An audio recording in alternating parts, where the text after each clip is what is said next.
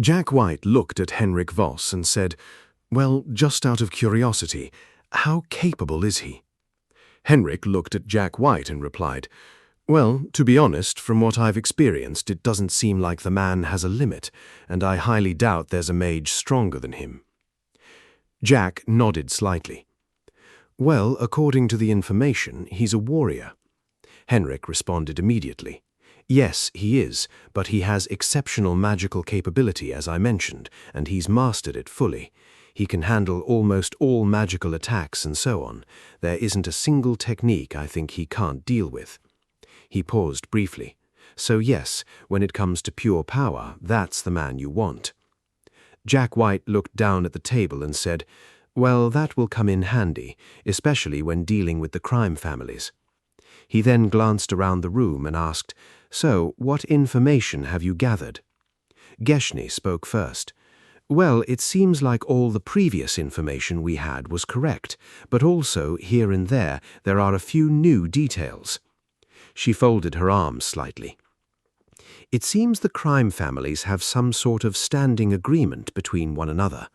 Each group controls certain territories, businesses, routes, and operations, and from what I've gathered, they avoid interfering with each other too much." She paused briefly. "They do not cross into each other's territory without permission. They avoid open conflict whenever possible, and they seem to follow certain unwritten rules to prevent wars between the families." Her expression became slightly more serious. "Because once violence becomes public, it attracts attention, and attention brings the police." She glanced toward Jack again. "But the bigger issue is this. The police already seem heavily compromised. Some officers are clearly being paid, others simply look away, and in certain districts it honestly feels like the crime families hold more authority than the actual law." Darian, the younger man standing nearby, nodded slightly in agreement. "It also explains why some of the city guards suddenly become blind when certain shipments move through the city." Jack calmly listened. Then Geshny looked directly at him. "So, if I may ask, why exactly do you need them?" The room became quieter after that question. Jack leaned back calmly in his chair. "Well, you only know one part of the plan. Let me explain the rest." He reached forward and pushed a paper note across the table. "Take a look at this." Everyone's eyes shifted toward the note. Jack continued, "Is this currency tied to a gold standard, a silver standard, or a bronze standard?" Henrik answered first. "Gold and silver, primarily." Jack nodded. "Correct. So that means for every amount of currency printed, there must theoretically be an equal value stored somewhere in gold, silver, or other minerals." The others nodded slowly. Jack folded his hands together. "Now, what happens if the currency no longer truly has that value?" He paused briefly. "Imagine, for example, there are 500,000 ka worth of notes in circulation, but only 100,000 worth of actual gold and silver exists to back it. What happens then?" Before anyone inside the room could answer, the door nearby slowly opened. Lydia stepped partially inside, hesitating slightly as if she had come to ask Jack something. Henrik answered first. "The currency becomes worthless." Jack gave a slight nod. "Exactly." Lydia quietly remained near the doorway while listening. Jack continued calmly. "But for this to work, we need additional currency entering circulation. Currency notes that I've produced, and notes the crime families themselves will also distribute." A slight silence followed. Jack continued calmly. "I've also ensured I receive my share from the operation, since I'm presenting myself as nothing more than another intelligent and greedy criminal. But here is the important part. If there are more notes circulating than actual value backing them, eventually the banks cannot sustain exchanges. At that point, people begin exchanging paper for real gold and silver, and eventually the banks empty." The room became silent again. Jack glanced between them. Now tell me something. Why do you think the Kardrasar Empire still allows citizens to exchange paper currency for gold and silver? Nobody answered immediately. Then Lydia quietly spoke from near the doorway. Because they want people to believe the money still has value. Jack looked toward her and gave a small nod. Very good. He leaned back slightly. If they suddenly stop allowing exchanges, panic begins immediately. People question the system. And once people begin questioning the value of money, the damage spreads faster than the actual shortage itself. Henrik slowly nodded. I see. Jack tilted his head slightly. Now another question. How do you think we get the false currency into circulation naturally? The group exchanged glances. Henrik answered first. Well, we need people to use it. And there's no better place than gambling houses because you can mix fake currency together with genuine currency. And if people cannot tell the difference, then eventually it naturally blends into circulation, he said with a calm voice. Jack gave a faint nod. Correct. Henrik then continued his thoughts. The crime families would make that possible. They could move the currency naturally through gambling houses, smuggling operations, illegal businesses and exchanges. And if many groups exchange paper for gold at different times, it won't immediately raise suspicion. Darian nodded in agreement, because random people exchanging currency for gold is still normal behavior. Jack nodded once. Exactly.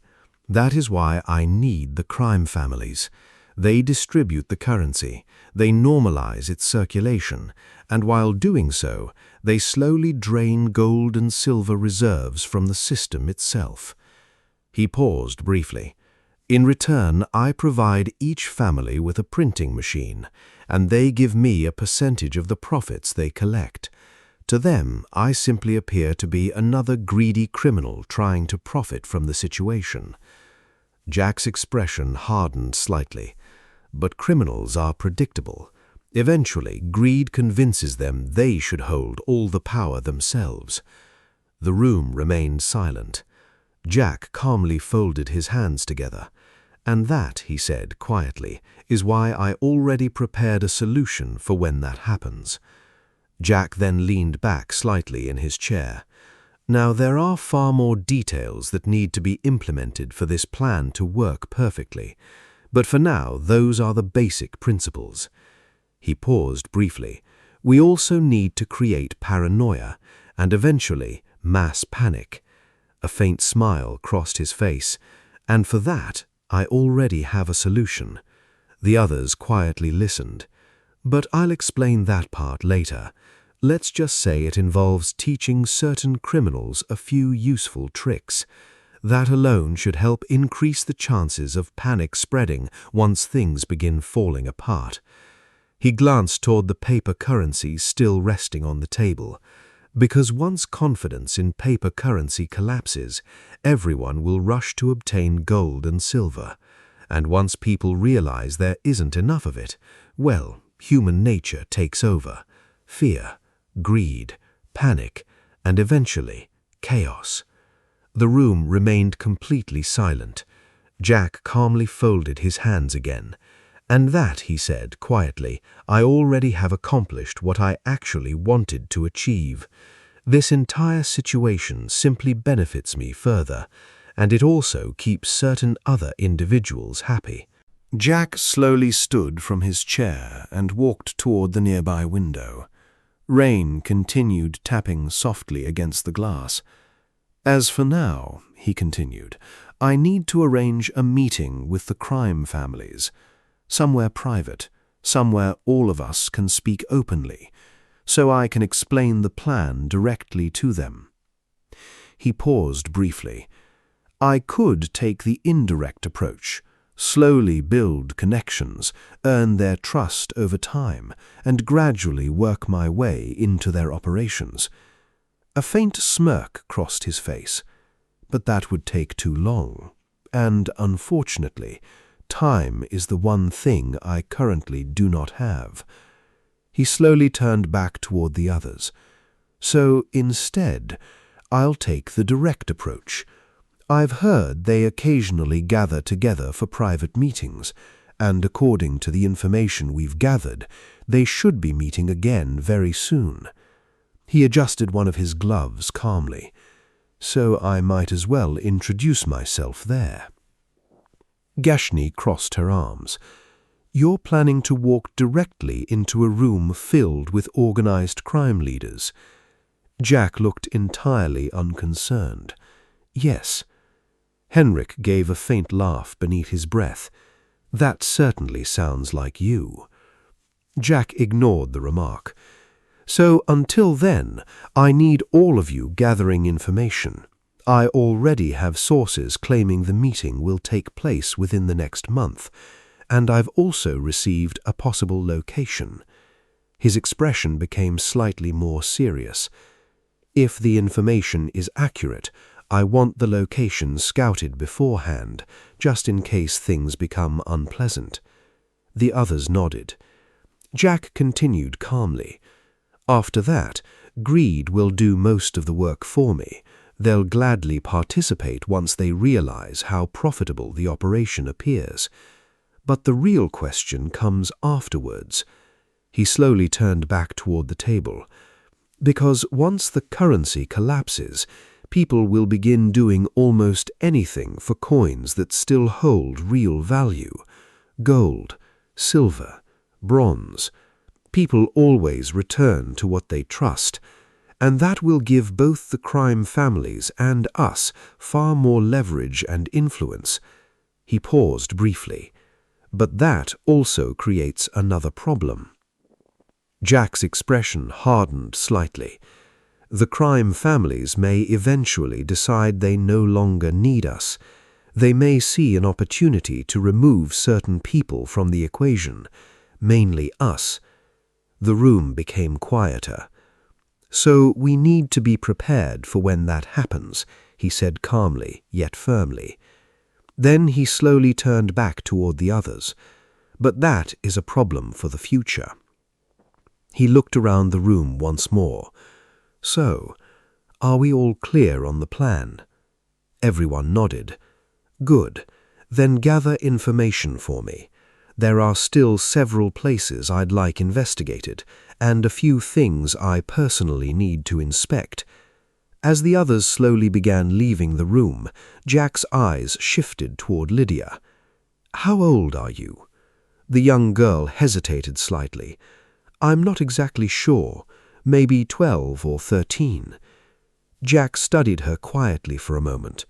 "Well," he said calmly, "you might make a very good assistant someday. You seem to have quite an intelligent mind." Lydia looked slightly surprised by the compliment. "So," Jack continued, "is there anything you're interested in?" She quietly shook her head. "No." Jack leaned back slightly in his chair. "Well, that's usually what happens when someone hasn't yet been exposed to enough information. Even intelligent minds remain limited without knowledge." Then he looked directly at her. "So, we'll have to fix that." Over the next few weeks, more information slowly returned regarding the upcoming gathering between the crime families, and eventually, they finally learned where the meeting would take place. The evening of the meeting finally arrived. Unlike the previous nights, there were no clouds above Brasken. The moonlight reflected softly across the wet cobblestone streets as Jack White walked calmly through the city alongside Geshni, Henrik Voss, and Darian. The streets themselves had grown quieter the closer they moved toward the district where the meeting would take place.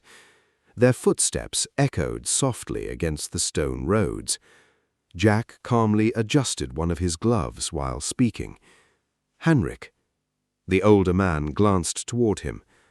"You brought the things I requested." Henrik nodded once. "Yes." "Good."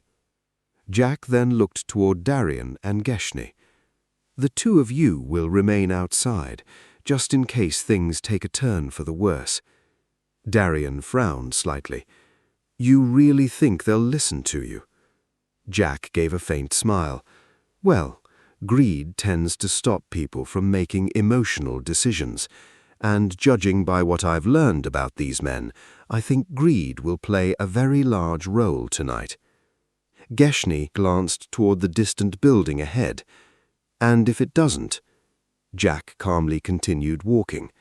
Then we improvise. The group eventually arrived near the edge of one of the older districts within the city. The building itself looked more like a private gentleman's club than a criminal meeting place. Tall windows, dark stone walls, warm golden light spilling from inside. Several armed guards stood near the entrance. The moment they saw Jack approaching, their expressions immediately hardened. One of the men stepped forward. This meeting is private. Jack didn't even slow down. Move. The guard frowned.